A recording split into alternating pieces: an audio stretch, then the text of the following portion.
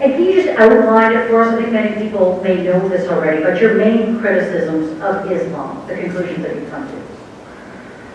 Well, it starts with the meaning of the word itself, the concept of a God who wants you to submit your will completely and fully. I have a problem with that complete and total surrender of will and reason and responsibility. I have a problem with then when you read the Quran and the instructions of the Prophet Muhammad, the place that he allocates women in relation to men, which is again, women have to submit completely. Their will to their husbands and their guardians and all that kind of thing. I have a problem with the division of humanity into those who believe and those who do not believe. And those who do not believe should either be made to believe or eliminated. I have a problem with that. I have a problem with the concept of the hereafter. Life on earth is designated as a temporary exam room where you follow examples, where you follow obligations. You may do what is permitted, but there's so many things that are prohibited and you stay away from that. And all you're just getting marks, and real eternal life is going to begin after the grave. So it is a cult of death, and I have a problem with that. I have not only with Islam, but all major beliefs and theories that are about the hereafter I find problematic. Maybe you want me to go on? No, I think we get the message. I think, though, I mean, obviously, one of the big things that you talk about in most of your interviews is the role the role of women in Islam and the oppression and the submission as you describe it. But what I have found interesting is that the response that Muslim women have to your message in many cases. How do you think Muslim women react to your criticism of their religion and also their position within that religion?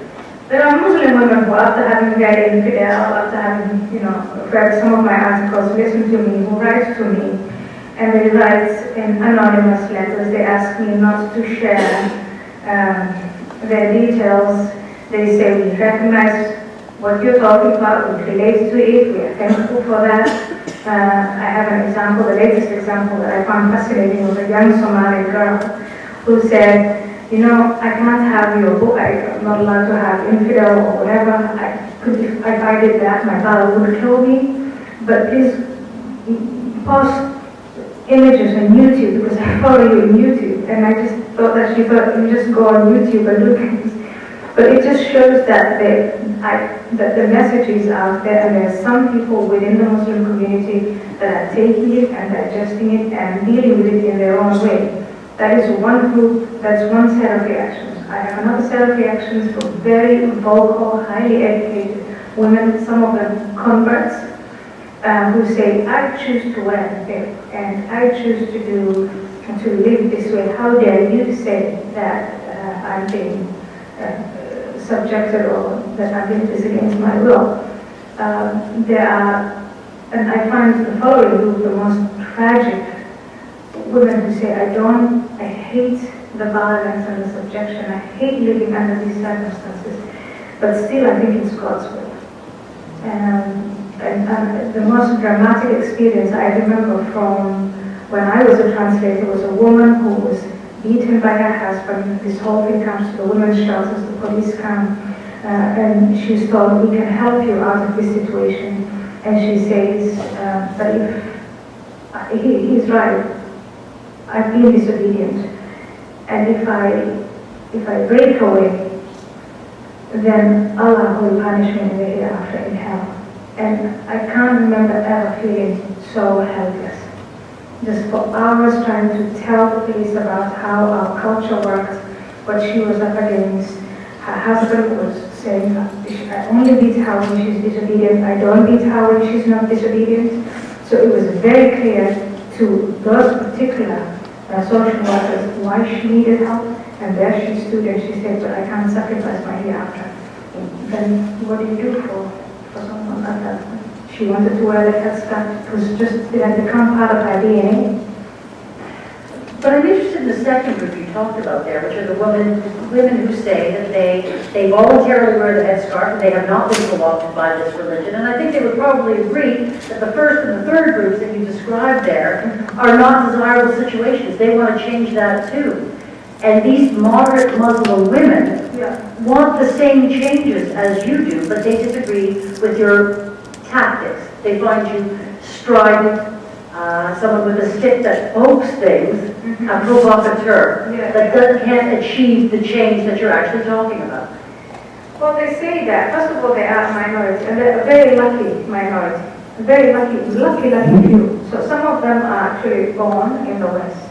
The converts, so they're born to Western parents, and they have decided to become Muslim and are now themselves very strident. When you talk about stridence, you put yourself in a burqa, you blonde hair, you go out there and you say, I'm a Muslim, and you're very vocal about showing your religion and flaunting it in the way that you do.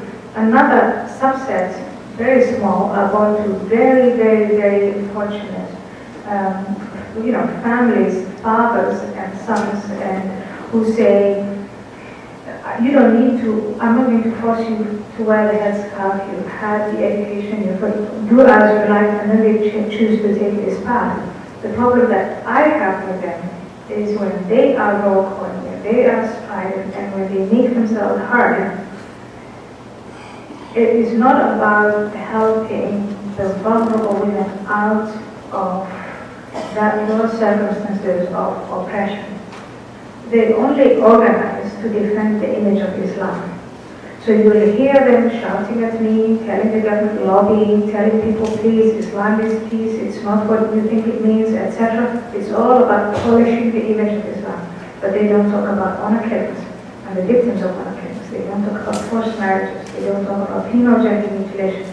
They don't deep into the mud of what it means to live under Islam. And in that case, and it's a very small, very vocal, but very small group right now, and I just think they are not credible when it comes to them subscribing to human rights, but all their activism is about saving the image of Islam, not the lives of women. But I wonder if that's completely the case, though. I mean, I talked to numerous Muslim women who are practicing, who are devout women, who believe in the changes that you're talking about, who are obviously against honor killings, who believe that women get the short end of the stick when it comes to being treated with respect in this religion. And they want to do something about it. They just believe that working within, educating, and not getting rid of the religion altogether is the way to go. Well, that means I have a credibility issue with that. In this country, in Ontario, I spoke to a woman called Homa Arjuna, who mobilized women, not just Muslim women, but Muslims and non-Muslims alike. And her issue was, and she reached out to me in the Netherlands, her issue was they want to introduce Sharia law, family part of Sharia law, and make it part of the arbitration system. That woman wrote emails, she agitated, she organized, she fought, and she and those people that she mobilized managed to convince the province of Ontario not to embed Sharia law into the arbitration system. The women you're talking about, I would like them to show that kind of activism. Why is it important? Why am I bringing up Sharia law? Because it is the practice, the systems of rules, marriage, divorce, child rights, guardianship, inheritance, rape, all of these things. And so for her, this woman, Homa Arjuna, I'm sure you know her as Canadians, she's from Iran. She's lived under Sharia law. She knows what it means to live under Sharia law. The women you're talking about, I don't know. But I've seen some of them in the Netherlands who wear long headscarves and long burqas and say that they're active in these neighborhoods. The only activism that I have seen them do is try to mediate between the man who is beating the wife and the victim who is being beaten and persuading the victim to be obedient. If that is activism and if that is their take on human rights and doing good things, that we don't agree with that.